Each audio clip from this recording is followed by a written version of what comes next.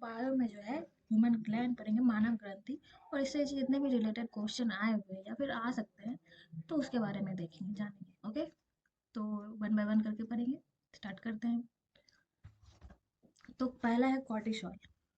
Cortisol क्या होता है, किससे स्रावित होता है, इसके बारे में पूछा गया है। तो पहला ऑप्शन है अग्नाशय, अग्नाशय है। दूसरा है एड्रिनलिन, ये थायराइड है। तीसरा है एड्रिनल और चौथा है थाइमस। ओके, तो पहली बात तो कॉर्टिसोल के बारे में जानते हैं, कॉर्टिसोल क्या होता है। तो ये एक तरीके का स्टेरॉयड हार्मोन होता है जो कि एड्रिनल ग्रंथि द्वारा जो है स्रावित होता है। ओके, पहला पॉइंट हो गया। और दूसरा क्या है, एक तरीके का ये जो है संग्रहित पोषक तत्व से ऊर्जा, मतलब एनर्जी का उत्पादन करने के लिए बहुत ही महत्वपूर्ण होता है, उत्तरदायी होता है। ओके, ये जिम्मेदार होता है कॉर्टिसोल ऊर्जा के लिए।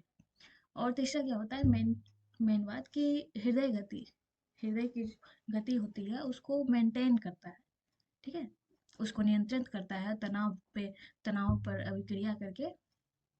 और लास्ट है कि यह शरीर में लवण और जल के स्तर को भी मेंटेन करता है, बनाए रखता है। हो गया। तो कॉर्टिसोल जो है ये इनके बारे में जो है 4 पॉइंट बहुत ही इंपॉर्टेंट है। तो ये स्रावित किससे होता है, जस्ट एड्रिनल ग्रंथि। तो ऑप्शन नंबर कितना हो जाएगा, ये एड्रिनल ग्रंथि। ओके, ये थर्ड पॉइंट। और क्या होता है अग्नाशय के बारे में, एक एक करके देखते हैं अग्नाशय के बारे में क्या होता है। तो ये तो मिश्रित ग्रंथि है। मिश्रित ग्रंथि कैसे, मिश्रित ग्रंथि किस प्रकार है, क्योंकि ये बहिस्रावी भी होता है और अंतर्स्रावी भी होता है। अब बहिस्रावी का मतलब क्या होता है कि अग्नाशय जो है पाचन एंजाइम का स्राव करती है। और क्या होता है, बहिस्रावी तो होता है कि अग्नाशय पाचन एंजाइमों का स्राव करती है।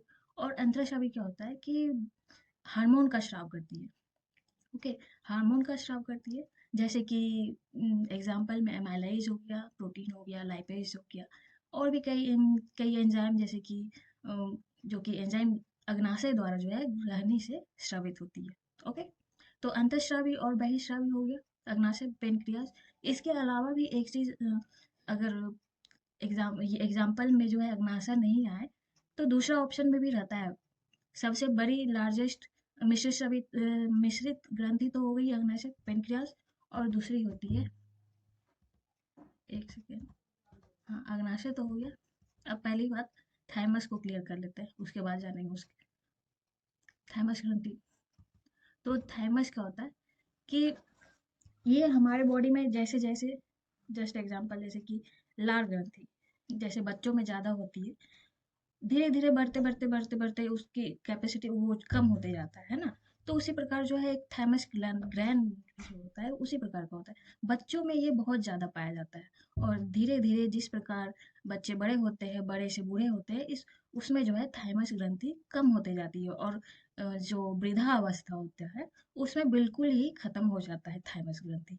और एक वजह ये भी होता है, जैसे कि थाइमस ग्रंथि में उसके अंदर जो है T lymphocyte, T T cell क्या होता है कि एक तरीके से डब्ल्यूबीसी में जो एक सेल होता है जो कि प्रतिरक्षा के लिए जिम्मेदार होता है, मतलब कैपेसिटी की बाहर से आने वाले वायरस और बैक्टीरिया वगैरह, ये सब को जो है इन सब चीज़ से जो है रक्षा प्रोटेक्ट करती है। जैसे कि अगर टी सेल जैसे कि लिम्फोसाइट कम होते जाएगा तो वो कैपेसिटी जो है कम होते जाएगी बाहर से आने वाले बैक्टीरिया वायरस इन सब चीज़ से लड़ने के लिए। ओके, तो इस तरीके से जो है ये ग्रंथि जो है थाइमोसिन नामक हार्मोन का स्राव करती है। ओके, और लास्ट ये मेन पॉइंट क्या है कि बुढ़ापा में, ये हमने पहले ही बताया कि जैसे जैसे उम्र बढ़ेगी ये हल मतलब इसकी जो कैपेसिटी है कम होते जाती है, थाइमस ग्रंथि कम होते जाती है और एक लिमिट तक बुढ़ापे तक जो है बिल्कुल भी खत्म हो जाती है। ठीक है, तो अगर ये क्वेश्चन में अगर डायरेक्टली ना आए, अगर ये पूछा जाए कि हाँ कौन सी ऐसी ग्रंथि है जो कि बुढ़ापे में मतलब वृद्धावस्था में जो है खत्म हो जाती है, तो यही होगा थाइमस ग्रंथि। ओके, अब दूसरा देखते हैं क्वेश्चन क्या है। तो हेट्रोक्राइम, हेट्रोक्राइम, हाँ हमने अभी बोला था ना कि इसके पहले वाला क्वेश्चन में जिस प्रकार जो है अ, अग्नाशय पेनक्रियाज जो है मिश्रित ग्रंथि है, उसी प्रकार एक और ग्रंथि होती है। अब इसका ऑप्शन कौन कौन देखते हैं। तो ये क्या, इनके बारे में क्या क्या होता है। विषम श्रावी ग्रंथियों का क्या क्या होता है, अंतःस्रावी और बहिःस्रावी। दूसरा है फेरोमोन स्रावित करने वाली ग्रंथियां। तीसरा है परिचय 6 ग्रंथियों का संग्रह होता है, ग्रुप होता है। नलिकाओं वाली ग्रंथियां होती है। तो क्या होती है, अब जानते हैं। ग्रंथियां एक प्रकार का अंग होता है जो कि एक से अधिक पदार्थ का उत्पादन करती है। जैसे कि हम लोग जो हार्मोन हार्मोन पाचक रस हमारे शरीर के अंदर, स्वेद, आंसू, लार वगैरह, दूध जो रहता है, तो वो एक तरह का अब ग्रंथि जैसे कि अंग है। उसी तरीके से अंतःस्रावी ग्रंथियां, ये जो है इसमें अंतर क्या होता है, अंतःस्रावी और बाह्यस्रावी में क्या होता है। अंतःस्रावी क्या करता है कि नलिका विहीन ग्रंथियां होती है, नलिका विहीन होती है, डक्ट लेस होता है। ओके, यह अपने पदार्थ को जो है, जो कि भोजन लेते हैं, तो वो सीधे रक्त प्रभाव में स्रावित करता है, ब्लड के थ्रू जो है वो सब जगह ले जाया जाता है। और बाह्यस्रावी में क्या होता है कि नलिकाओं के माध्यम से वो सारे पदार्थों को स्रावित करती है। ओके, अब दूसरा है कि हाँ, हेट्रोक्राई किस प्रकार के से जो है विषम श्रावी ग्रंथियां है। विषम श्रावी ग्रंथि वही मिश्रित ग्रंथि है, जैसे कि वही श्रावी भी होगा और अंतःस्रावी भी ग्रंथि होगा। जैसे कि अग्नाशय, सेम टू सेम अग्नाशय की तरह ये भी कार्य करेगा। ओके, तो वही श्रावी, अग्नाशय का रसोदर, ये सब पॉइंट्स बता दिया हमने पहले। और क्या है, जिस प्रकार छोटी आंत में भोजन के पाचन में सहायक करने के लिए एंजाइम होते हैं, उसी प्रकार से हेट्रोक्राई भी होता है। ओके, और क्या है, लास्ट पॉइंट कि अंतःस्रावी ग्रंथियां जो होती है, ये स्राव में ग्लूकागोन और इंसुलिन जैसे हार्मोन का भी स्राव होता है अंतःस्रावी ग्रंथियों में। ये ध्यान रखना है, बाह्यस्रावी ग्रंथियों में ये नहीं होती है, अंतःस्रावी ग्रंथियों में होती है। ओके, अगला क्वेश्चन है, इसके बारे में पूछा गया है, अंतःस्रावी ग्रंथियों के बारे में कौन सा फैक्ट जो है वो सही है। तो पहला है, हार्मोन को स्रावित करती है। हाँ, बिल्कुल करती है, और जो कि रक्त द्वारा लक्षित कोशिकाओं तक पहुंचाया जाता है।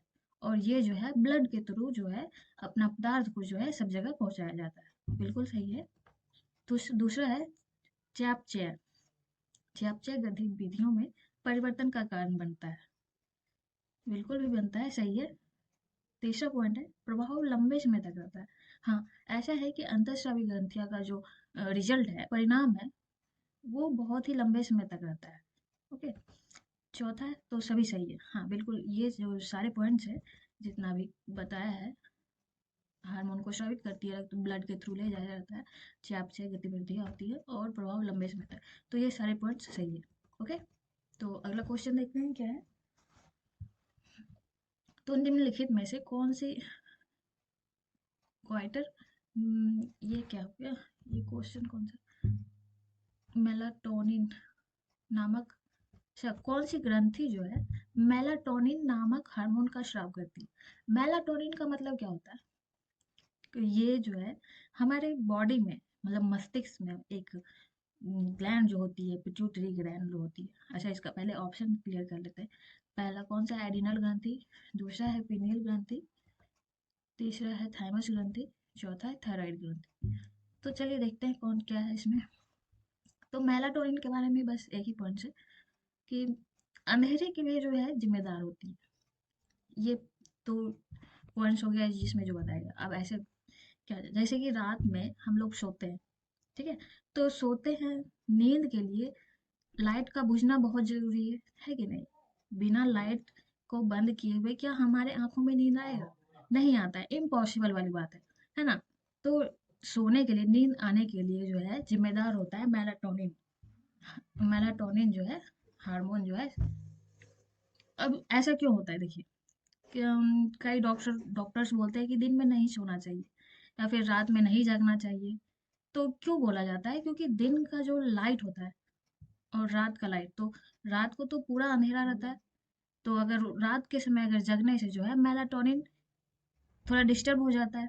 ओके, और वही अगर दिन में सोया जाए तो उतना अच्छे तरीके से काम नहीं हो पाता है, जिस प्रकार जो है रात के अंधेरे में अच्छी नींद आती है।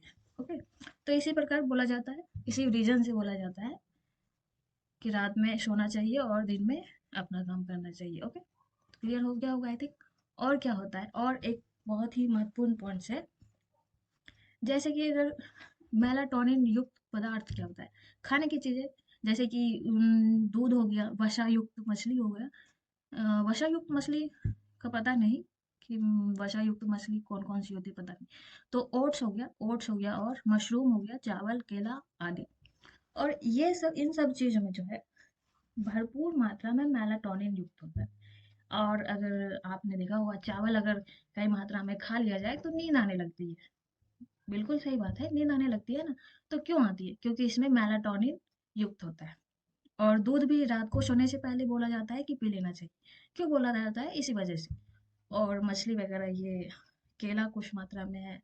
इन सब चीज के बारे में आप एक बार देख लीजिए कौन कौन सा भोजन है। अब तो ये तो हो गया क्या खाना चाहिए और क्या नहीं खाना चाहिए, वो भी देखते हैं।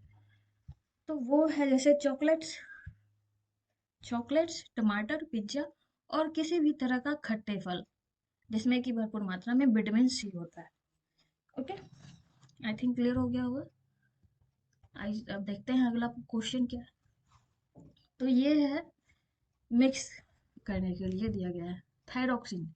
हालांकि ये क्वेश्चन जो है मिक्स करके आंसर लिख दिया गया है, ठीक है।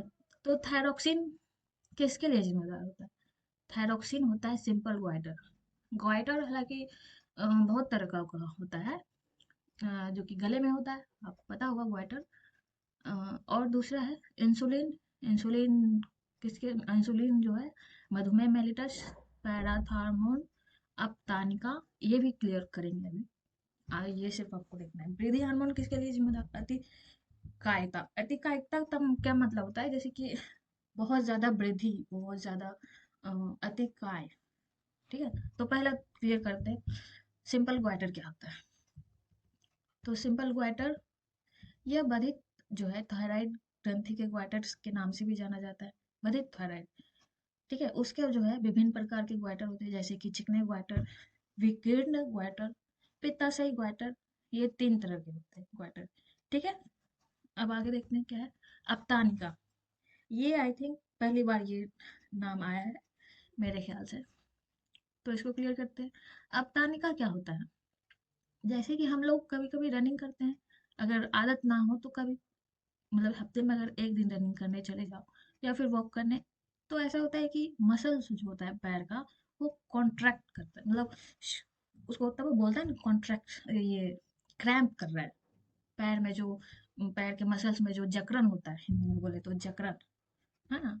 तो वो जो जकड़न होता है ये इसी वजह से, तो उसी को बोला जाता है अपतानिका। तो लक्षण जान लेते हैं, जैसे कि अनैच्छिक मांसपेशी संकुचन, संकुचन वही जो सिकुड़ना होता है, अ, जो खिंचाव महसूस होता है पैर में या फिर हाथ में, बाहरी कहीं भी मसल्स में। और अत्यधिक उत्तेजित परिधीय तंत्रिकाएं शामिल होती है। ये हालांकि हाथों पैर बाहर की मांसपेशियों में संकुचन की विशेषता होती है। ओके, आप ऐसे ही मान के चलो, ये तो डेली बेस पे है। जैसे कि इस प्रकार फोटो में आप क्लियर हो गया होगा कि जैसे कि रनिंग के टाइम पे, जैसे कि मसल्स में जो खिंचाव महसूस होता है पैर में, या फिर कहीं भी बैठे रहो तो खिंचाव महसूस होता है, तो इसी वजह से होता है अपताने का। ओके, तो अगला क्वेश्चन है, निम्नलिखित में से कौन सा हार्मोन उच्च सांद्रता में उपस्थित होने पर हृदय स्पंदन को बढ़ाता है? इस ये तो इजी है, ये होता है एड्रेनलिन। एड्रेनलिन ग्रंथि, है ना। एड्रेनल ग्रंथि वही होता है जो कि इसको फाइट एंड फ्लाइट ग्रंथि भी कहा जाता है। ये तो बहुत इजी है। चलिए देखते हैं और एक एक करके। इंसुलिन क्या होता है? तो इंसुलिन एक पेप्टाइड हार्मोन है, जो कि अग्नाशय आइलेट्स ऑफ लैंगरहैंस की बीटा कोशिकाओं द्वारा स्रावित होता है। अच्छा, इंसुलिन और ग्लूकागोन में एक ही डिफरेंट होता है, निकलता दोनों एक ही चीज से है। जैसे कि इंसुलिन भी अग्नाशय के आइलेट्स ऑफ लैंगरहैंस से ही निकलता है, और ग्लूकागोन भी वहीं से निकलता है। अंतर सिर्फ इतना है कि ये बीटा सेल्स द्वारा स्रावित होती है, ठीक है। ये बीटा सेल्स द्वारा स्रावित होती है। अब कैल्सिटोनिन देखते हैं। कैल्सिटोनिन एक प्रोटीन होता है जो कि थायराइड ग्रंथि द्वारा स्रावित होता है। ये भी बहुत ही मोस्ट, मतलब इम्पोर्टेंट है, मोस्ट इम्पोर्टेंट है। पॉइंट्स कि थायराइड ग्रंथि से स्रावित होता है। और कैल्शियम के स्तर को नियंत्रित मेंटेन करता है, कंट्रोल करता है कैल्सिटोनिन, ये तो नाम से ही पता चल गया होगा। ओके, और एक चीज़ क्या होता है, ये तो हो गया कैल्सिटोनिन के बारे में क्वेश्चन जो कि एग्जामों में। और एक एक्स्ट्रा, जैसे कि मदर में या फिर फीमेल में कैल्सिटोनिन नामक हार्मोन जो है ये कुछ मात्रा में ज़्यादा होता है। किस वजह से? पहले ग्लूकागोन देख लेते हैं, कैल्सिटोनिन के बारे में बाद में भी कभी चर्चा करेंगे, ठीक है। तो ग्लूकागोन वही बताए, इंसुलिन और ग्लूकागोन में बस एक ही अंतर है कि वो बीटा सेल्स निकालती है, द्वारा स्रावित होती है, और ये जो है अल्फा सेल द्वारा स्रावित होती है। ओके, और ये जो है रक्त शर्करा को मेंटेन करती है, बनाए रखती है। तो फिर ये लास्ट क्वेश्चन था, ठीक है, ये लास्ट क्वेश्चन था। और अगले सेशन में जो है कौन सा टॉपिक लेंगे वो देखेंगे।